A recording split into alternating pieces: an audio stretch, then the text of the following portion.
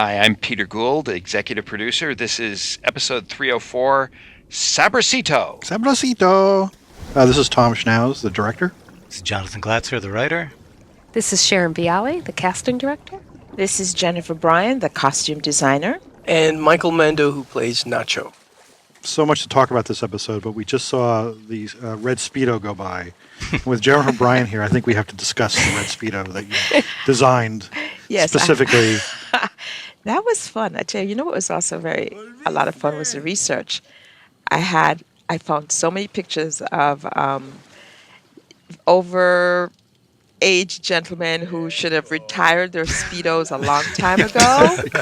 Not that Stephen Bauer is one of those people. Not that he's one, but it was an inspiration. So we actually custom made that for him. So yeah, that was fun. I would totally wear that Speedo. Yeah, I'm going to bring it back. Think about it. Season 4. Oh yeah, I think the whole season you should be in that Speedo. Yeah. It's ironic because, of course, we're all wearing Speedos right now. Oh yeah, different colors. So we have this return to the hacienda south of the border, which was made famous in episodes 408 and 410 of Breaking Bad, and this regathering of all these great characters. Of course, Stephen Bauer, and we have Hector Salamanca, and the man we saw killed in episode 210. That's right, yeah. Manuel Urizo, who plays Jimenez, is back. Who was terrific. It was. I was told it was 30 degrees that day. I was running around in a T-shirt, so I think a good directing tip for all you people out there is to get a good layer of thick layer of fat on your body and body hair. So anybody coming out of film school, you should do that right away. Did you design a Speedo for Thomas as well? Yes, I did, but his is fur-lined, so he could stay warm. It was really cold, and Stephen Bauer was jumping in and out of the swimming pool, and then being sprayed down between takes, so it looked like he just came out of the pool. So he was an amazing trooper. He didn't complain once. He was always worried, do I look cold on film? Which is fine. I mean, he just came out of a pool, so, it could be part of the character there. You did have to edit around a little bit of teeth chattering. There was some teeth chattering, and yeah. It really was. He was so game and such a trooper and never complained. It was extraordinary. Mm-hmm. And we had to edit the hell out of this. This was a much longer scene, and poor Mark Margolis does not speak Spanish.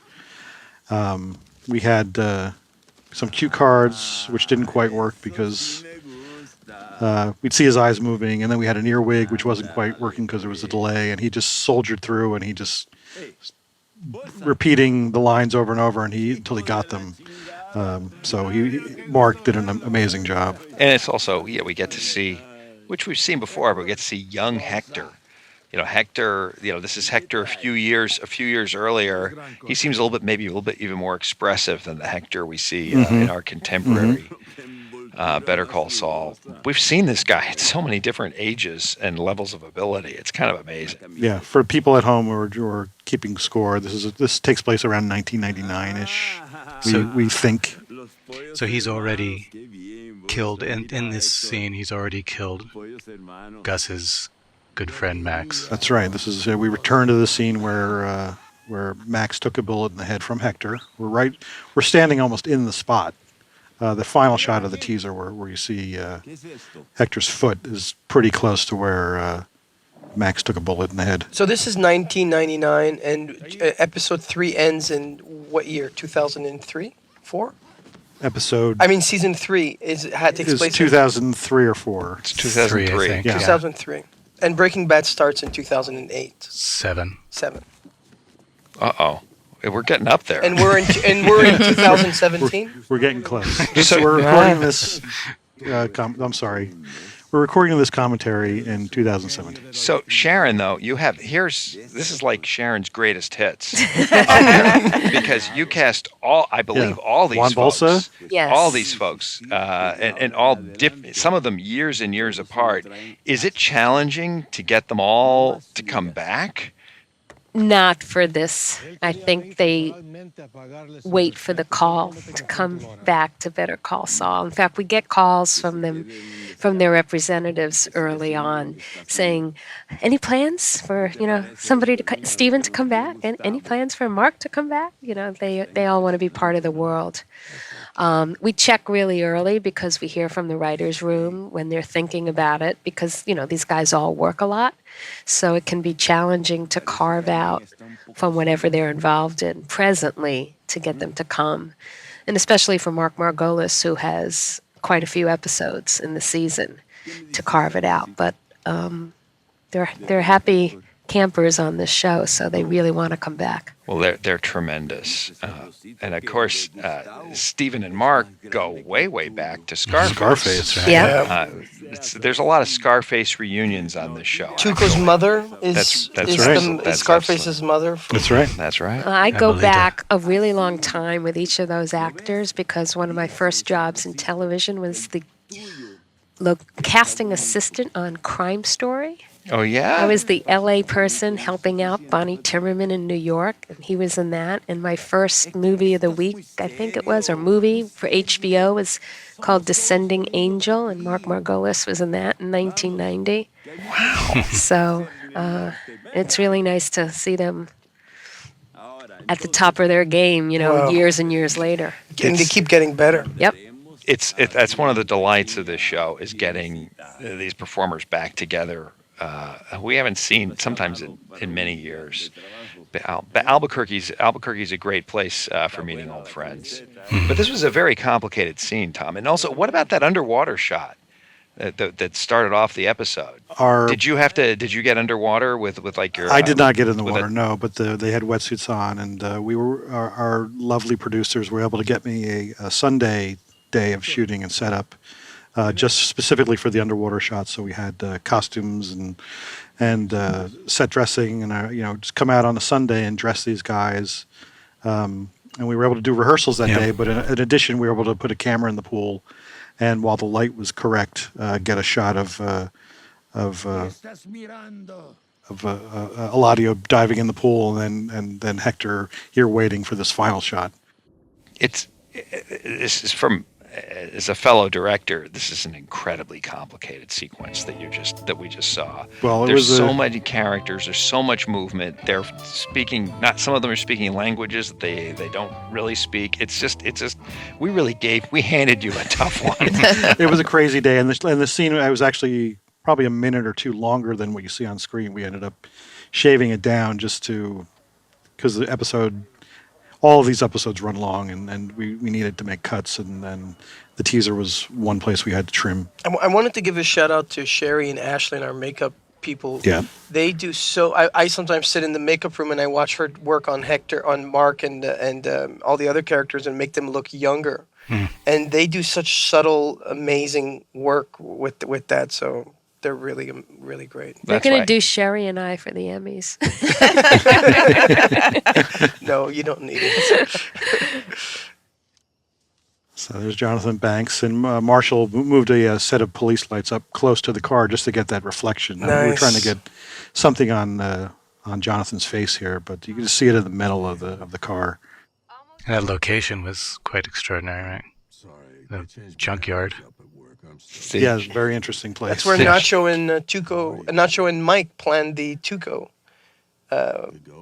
scene in season 2, episode 4. Huh. Where they have the conversation. Right. Yes. Yes. It's right Yes. across the street from the ice cream shop. Yeah. You're absolutely right. It's that's the area there, and it's actually. I thought it was across from the other. No, you're right. That's You're a little right. bit. That's a little bit up the street. Yeah, you're right. Sorry. Yeah, that's this different. is actually kind of an artsy metalworking place run by some very nice people who are armed. And I did not mean to call it a junkyard. It is an artsy junkyard. We're playing it as a junkyard. And that's a real ice cream store. The one, right? Yes. And we had ice cream there. It's delicious. It's delicious, and those people are very, very nice, and they are not running a drug, any kind of drug operation there. The Mouse That Roared. That's what they're watching on screen.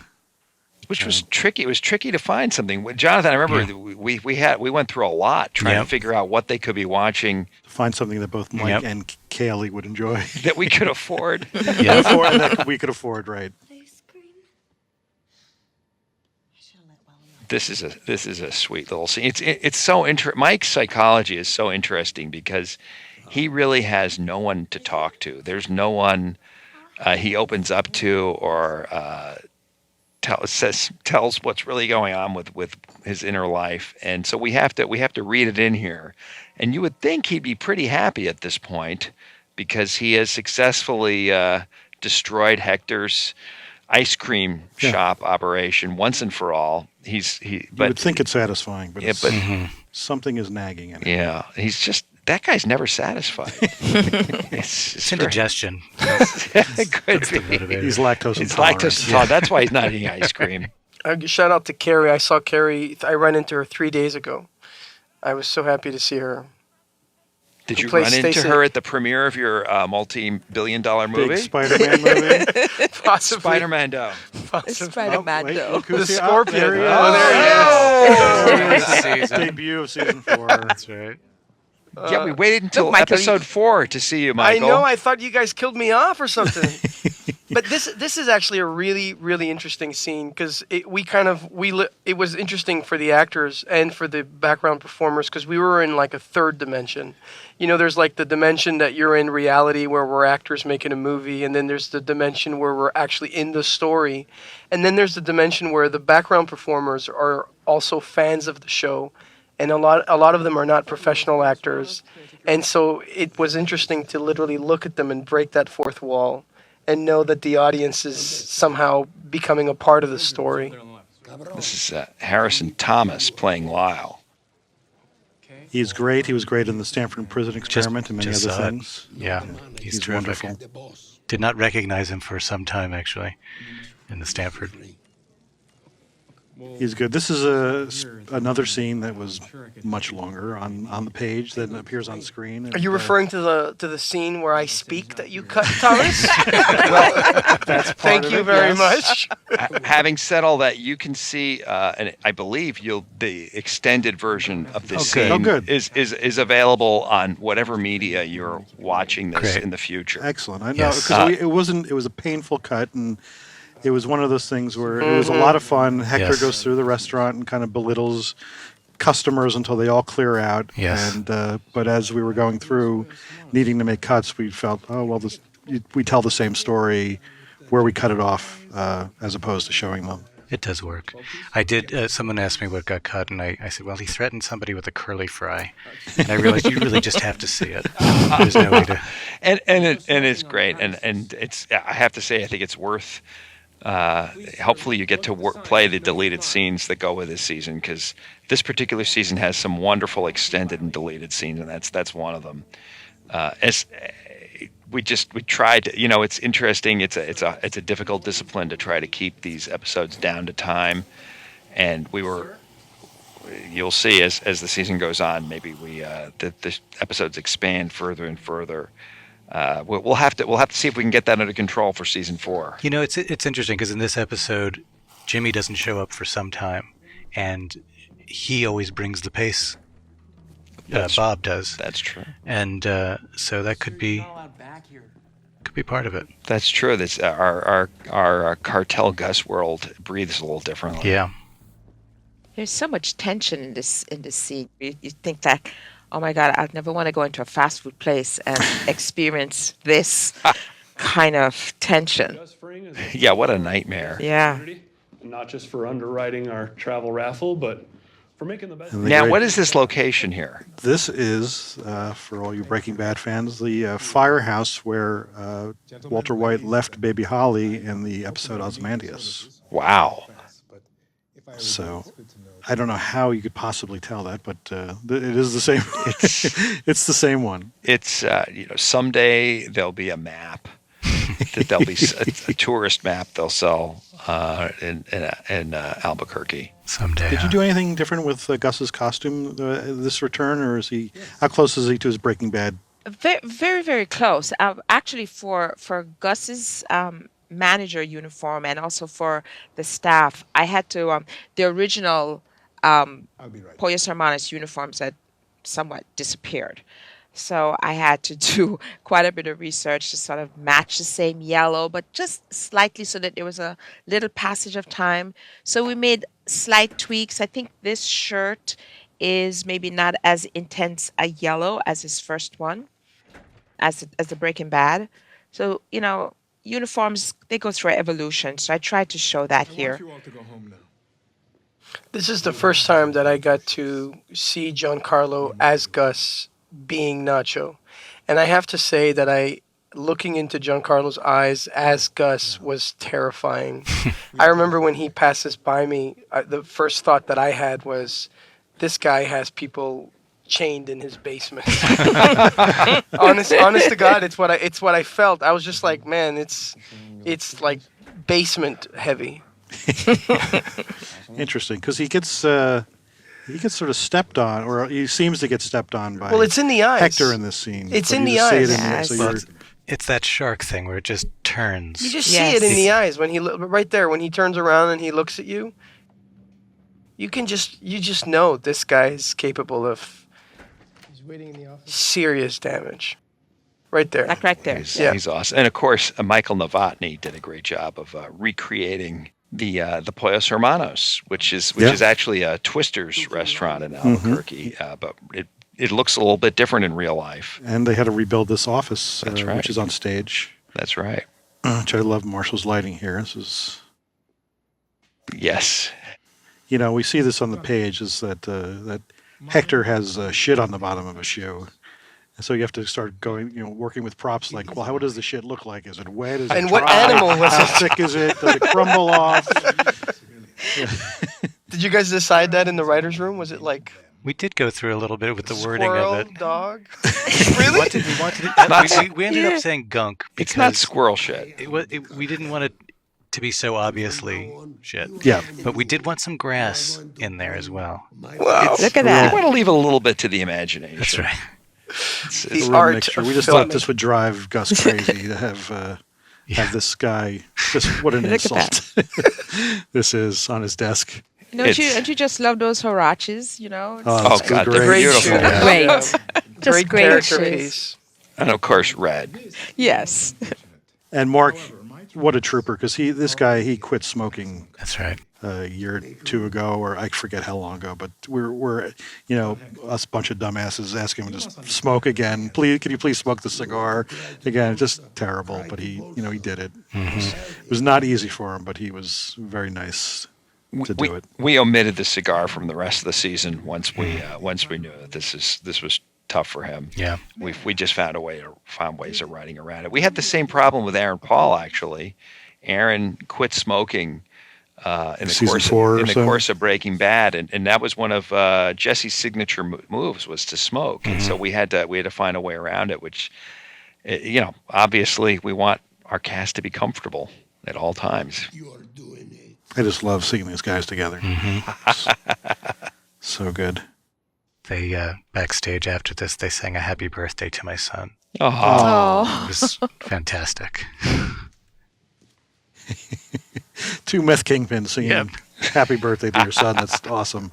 In 15 or so years, he'll realize how incredibly cool that was. I hope you got it on tape I did. or on. I love the iPhone. use of all the red in the shoes, the red, that pops all these different places. It's really fabulous. There's a color coding, right, Jennifer? Yes, there Red is. is criminal, Yeah. blue is lawyers. Is there another kind of specific code that means something? Well, yes, I did this kind of, if you remember back to a previous season with the Kettlemans, this orange, which is sort of a typical color for the Southwest. And it's for the people who get caught in the net. They're sort of like on the border of being good guy, bad guy. So I picked orange as that kind of like indeterminate color of you could either buy this person, go that way or the other way. So the Kettlemans in season 2 are Are in orange, yeah.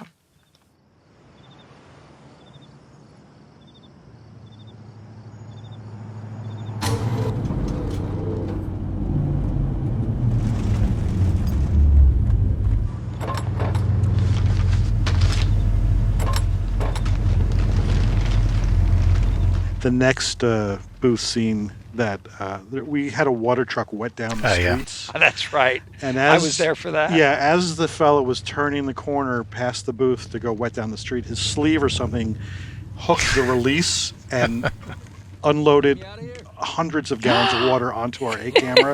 Wow. And our crew, crew. they were just drenched. I mean, I just stood there in shock, just like, oh my God. And just doused the camera. Luckily, they dried everything off and it all was fine. Right. But it's just, these things just Things kinda happen. And again, it's winter. It was chilly. It was November and very chilly. Yeah. And I think there were some scenes where it was so cold that, Jonathan Banks wanted to wear a hat. Yes. And you see there's like a red mark on his forehead because the hat was a little too tight.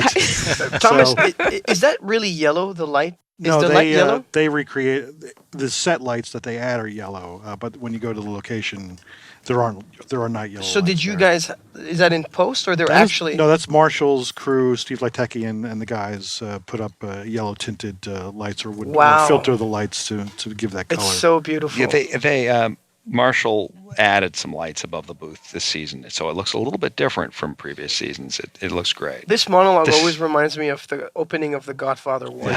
Yeah. You know?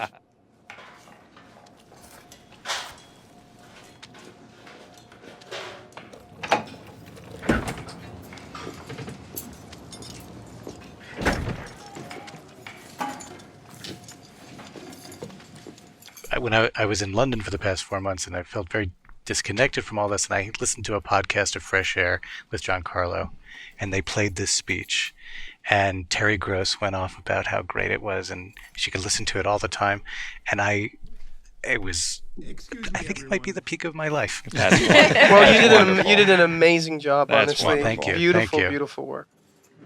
I think it's something about Terry Gross. And the background performers are Yeah, so great they're all in creating great. the mood of. This is something, Tom. You always do such a wonderful. I mean, I don't want to embarrass you, Tom, but your selection of the casting of the extras of everyone in this episode, but also episode 7, is really outstanding. You just have a wonderful eye. I actually had a conversation with Kelly Dixon about you, and Kelly expressed frustration because your footage is so beautiful that she doesn't. It's not obvious which way you intended it to cut. So because usually That's there's very only one sweet. way to get through a scene, and with you, there's many ways. Speaking of Kelly Dixon, obviously, if you saw the opening credits, she cut this episode, and she does a fantastic job. She's And so it was masterful. it was not an easy thing to do because this was a very long episode, and we lopped out scenes, and you watch it. I don't think you feel it. You don't feel the hurt that some of us feel because we know what was originally in there. Yeah, but you know what especially hurts, Tom, though, is that we omitted people who we cast. Yeah, that And is the toughest part. And if you listen to the podcast that goes along with this episode, we discuss that in a little bit more detail. But nobody got cut out because they weren't good. Yeah. It's just because we're trying to bring things down to time. But this really is, to my eye, this is one of Giancarlo's great moments this season. I just love this. I have a question for you guys. How sincere is Gus in this moment? What do you think? Well, I'm asking you. Jonathan, would you like to answer that? Well, we know some of his history, and it doesn't quite match up with what he says. So I think he's giving them what he feels they need to hear. But that doesn't mean that he doesn't have real emotions. That's very well said. I think that this is especially this season, we have characters who say things that aren't literally true, but sometimes are emotionally true. And the other one that strikes me is the scene where Jimmy is crying to the insurance executive in episode 7, which is another one of Tom's episodes, another one directed by Tom. And Jimmy, I think Jimmy's emotions, just like you said, Jonathan, the emotions are real. Not everything he says is literal. Yeah. Right. The emotional subtext is true to the character, but the literary meaning is Absolutely. not. It's Yeah. true lies. True lies.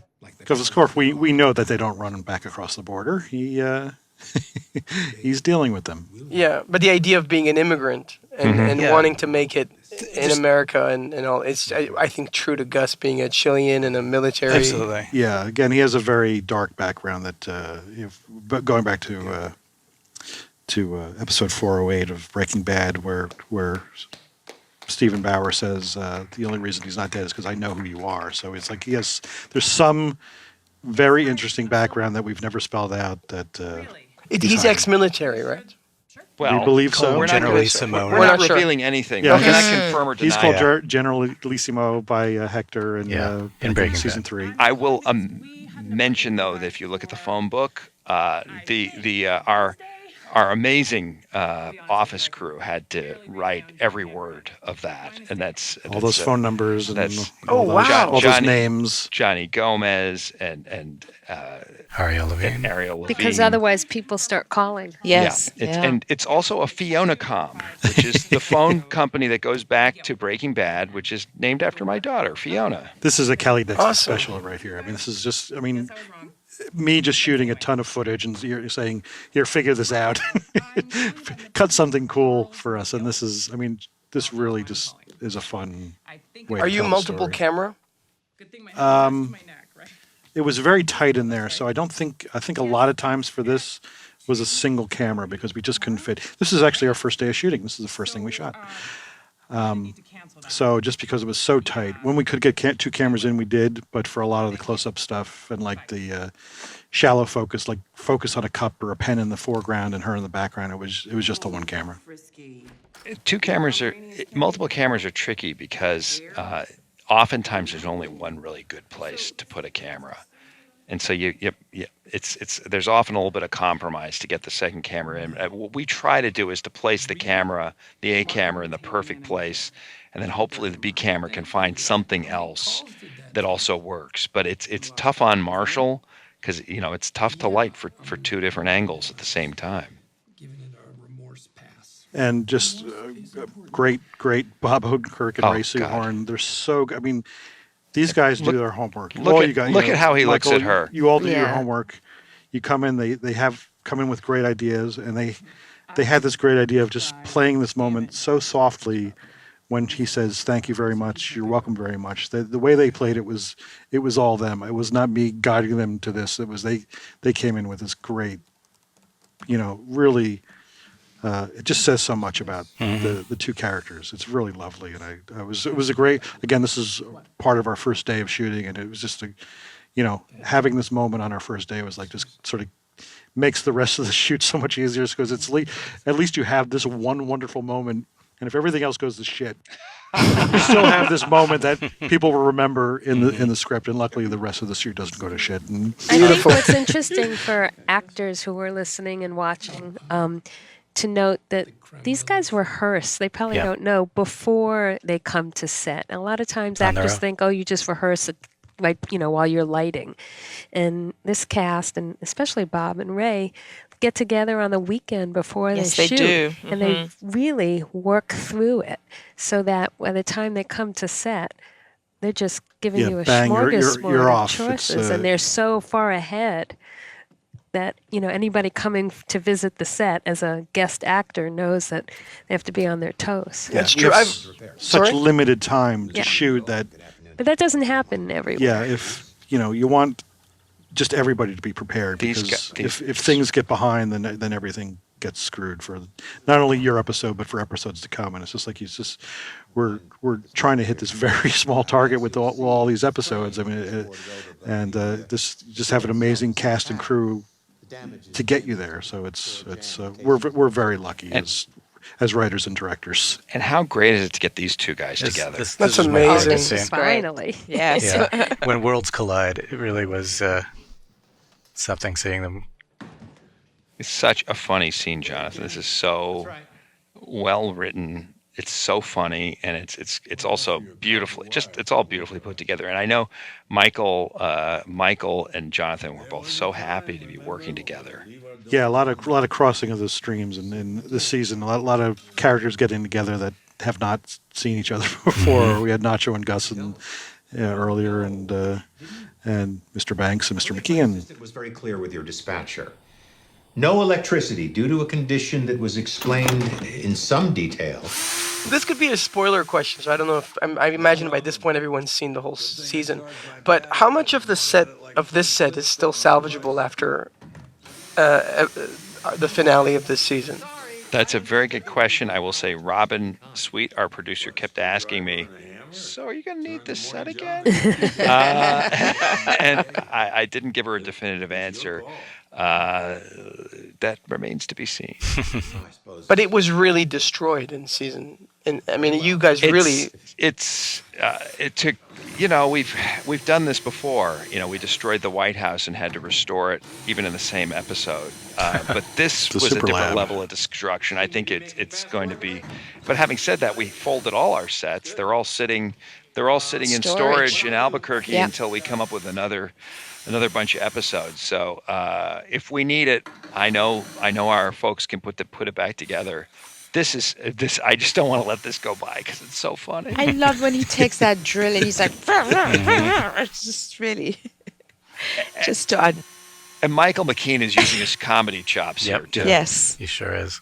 I mean, we have two of the funniest men on the planet in the show. We have, Bob Odenkirk and Michael McKean. That's true. Are so good, and they're just, God, what how lucky are we to work with them? And this shot is just epic. It's like it's almost 170 degrees.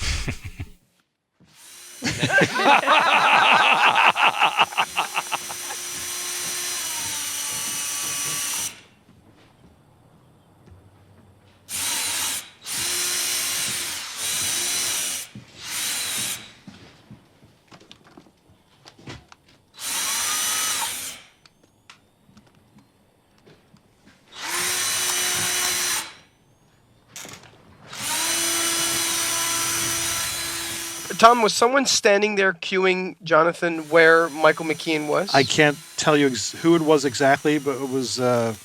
But there was somebody behind the camera who would raise their hand so that Jonathan knew when to do the drill, and It was so Michael well-timed. McKean knew when to stop and turn around. I forget who was our signaled person, but it might have been Anna, it might have been someone else. That's great. Anna That's a great Ramey cut Borden, couldn't survive this shoot without a great first AD, and she's fantastic. She's just wonderful, and I had the same kind of experience with her. All right, this day, Peter was here for this day. They're redoing the entire street outside, so we had steamrollers driving back and forth that we couldn't stop. The city is completely. They're adding a tram line or something out there, a bus line, some bullshit. It's a busway. A busway. Busway, that's right. And so we did our best to totally avoid the steamrollers, and we only see a steamroller in one shot, which is Our poor sound team. My God. they're so good. It's just we have such amazing sound on this show. So Jonathan, Yeah. Jimmy holds up that photograph, and he says that tells the whole story. The lantern on top of the Financial Times. What did you know that was going to be significant going forward? Did we know in the writers' room? I don't remember. think we did. No. No, I mean, I think it was really just I disagree. Well, I don't think we knew for sure, but when I wrote a line in episode 2 where Bob yells, "I'll burn your whole goddamn house down," right. because we were talking about the fact that Chuck might ultimately get to a point where we didn't 100% know, but he might. Oh, there it is. Oh, There's your There's steamroller. one of the steamrollers. And I was always an advocate of the lantern being Tipped out. his cause of death, because it was.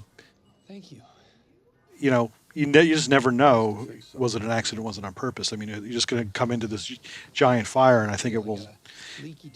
I'm guessing in season 4, we don't know for sure, but I'm guessing it will haunt many of the characters, not knowing was it on purpose? Was it I an was accident? always advocating a toaster oven in a bathtub.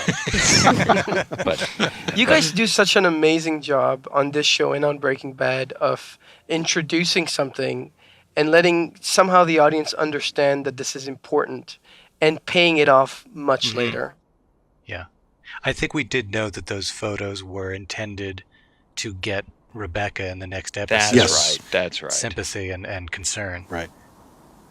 Yes, they did have an immediate short-term purpose, but I think longer term, I think it was all in our mind. And it's just one of those things that you just never know if all the puzzle pieces are going to fit together. And I love we didn't this know scene. if So you didn't know, sorry? we didn't know if Michael McKean's character was going At that to reach point, the yeah. end that he did. But you know, when you watch it again, like if you go back and you watch from the beginning of the season, even from the first shot of the season of the kid, you know, if you go back and you watch the show from the first episode of this season, you kind of, things will jump at you and you'll be like, oh my God, there's another reference, there's another reference, there's another I reference. think we didn't want to cop to it ourselves in a lot of ways. We didn't want to.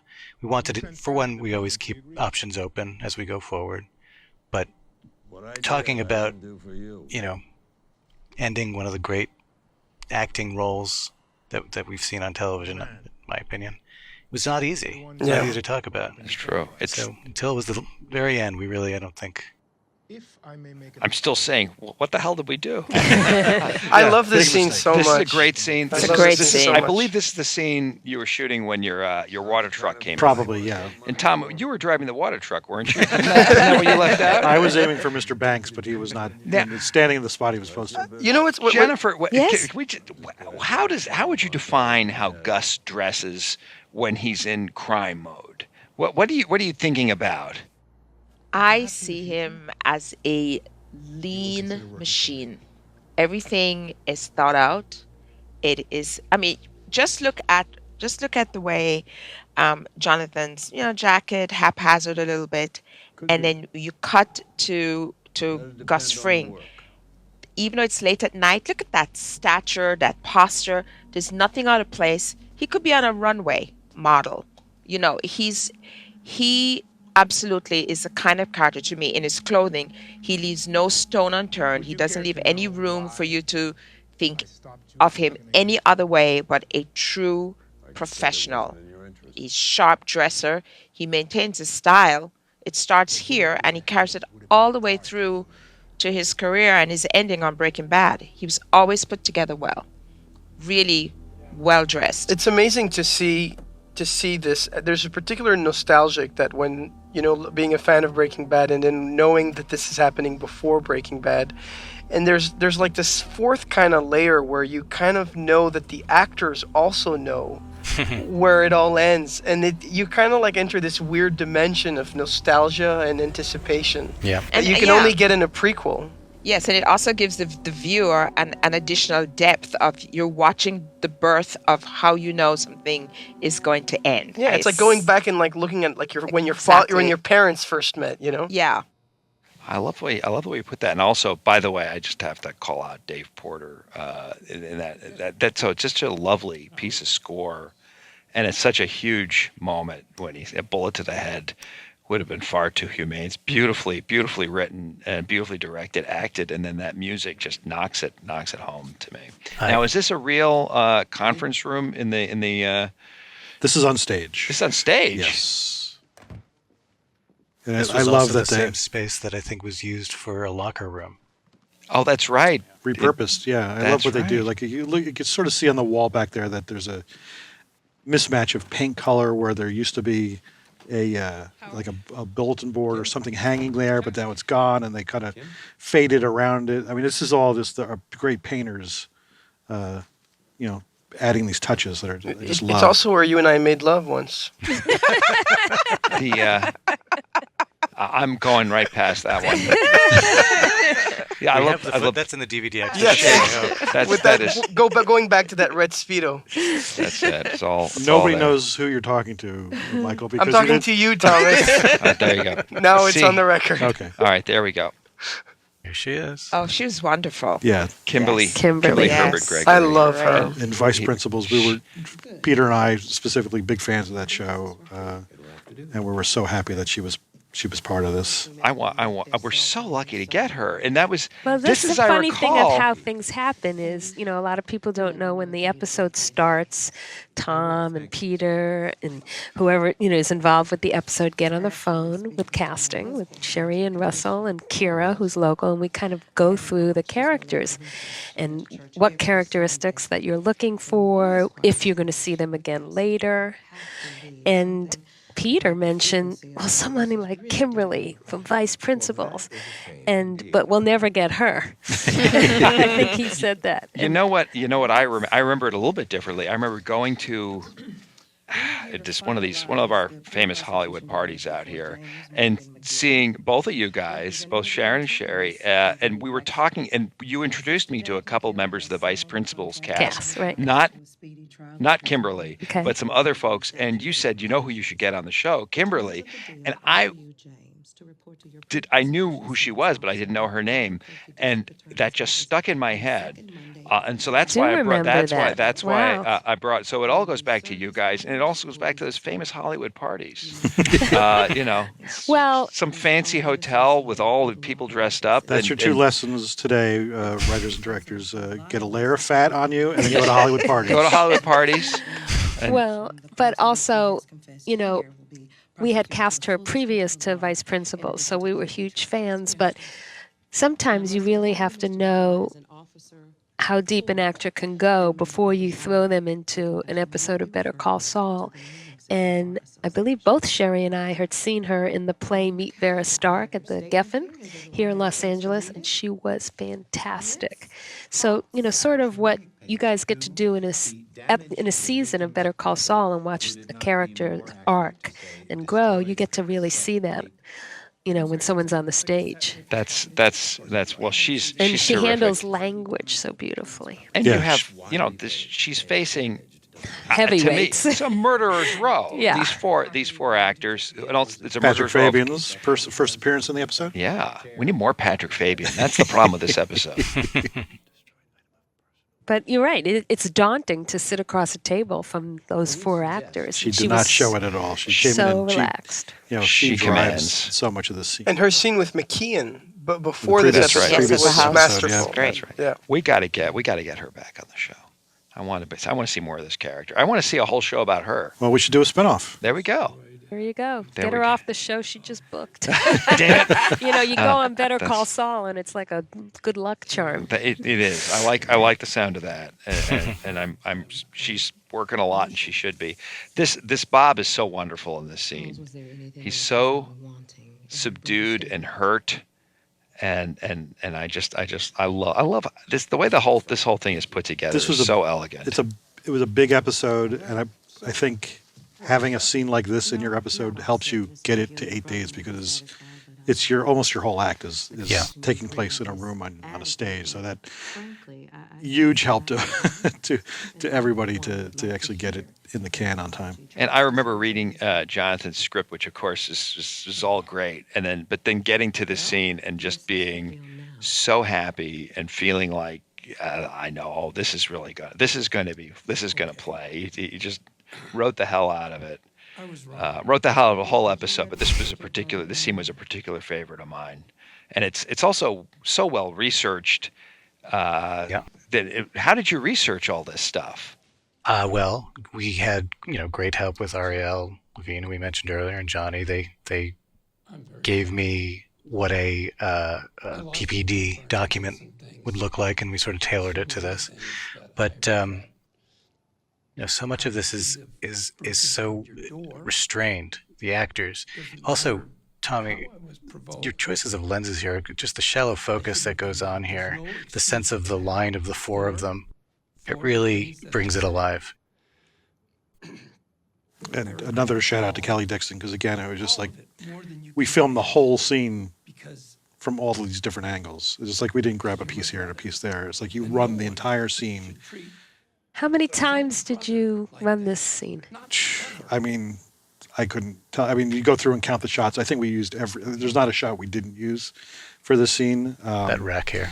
So we have, 1, 2, 3, 4, 5, 6. I mean, 10 different angles or more in this scene. I just want to point out, Michael there did not know that the focus was going to him. Right. You know, the actors are, because we do it so many times all the way through, they don't quite know exactly when they're on and when they're not, and just how committed they are in every moment. And a lot of times that isn't planned. Sometimes the director will go in and say, we'll see, rack focus. And a lot of time, I think most often our focus pullers try something during the shot that, is a great idea by them, and we go like, oh wow, that was fantastic. Let's do that. Let's keep doing that. I have a question. Would that really happen where someone in court would say that I don't believe the sincerity of your delivery? This is in court. I mean, I know, but I mean, yes, would that absolutely. happen? Yeah, really? Absolutely. So if you I'm say gonna I'm say sorry, so. they'll contest No, the she's- sincerity of the tone? They don't have to accept any of this. They're making him a deal. Right. They have to be satisfied. This is my understanding. Yes, I you're should right. let you speak. No, you're absolutely right. They have she's really given him a sweet deal here, and she wants to be satisfied that he's appreciative of it. And absolutely, judges, at least in the maybe not in Canada though. Canada's different. Your judges wear wigs. I know it's a whole different deal. You call them barristers. I don't know. Yeah. But here the judges are kind of forceful. And in this scene, in this whole scene here, what I did is that if you guys, just to go back to your previous question about my color palette, these are all legal eagles on different sides of the law, and yet still there's this palette of the blue and the navy. If you notice, they're all wearing the same color, but just different tones. It's almost like Ray's outfit mimics Patrick's. Then Bob Odenkirk mimics Chuck when they were sitting in the room, and our attorney that you cast, Kimberly, in that really brighter blue. So it had a really same color, same palette, but it hit some high notes. Oh, and she also wears in the previous episode a yellow blouse. I that just remember you pops. loved that I just blouse. Yes. I just love that. Because she works for Gus Fring. No. No, internet. That's You not can true. take No. you can take this color palette. Maybe the color palette has more levels than we're expressing. People went nuts here On the on Twitter bingo. on the bingo. Yeah. I just saw everyone's like, "What does it mean? What's going on?" Yeah. Right. Good. Well, Don't you- hopefully they watch the next episode. Yeah. That shot's All will great. be Great. answered. Look at that Yeah. ponytail. Yeah. Her ponytail has a life of its own. Thank you so much Yeah. for watching, guys. Yeah. Great. That went Great job, episode. Jonathan and Thomas. Yep. Yeah. Thank you. Yeah. That's the Yeah. music we made love to. Remember, Thomas? We've made love so many times I can't keep track. I feel like Michael's turning your technique against you. I don't know. So, but it's really wonderful to watch. Can we do these another episodes with you commentary where it's just Michael and I making love? It's just the sounds of us. guys. Yes. We'd have to Making dim the sweet, lights sweet a love. little bit. No, I like a full I get spotlight. I want to insecure. see everything. The end. We had to go there. Who wrote it?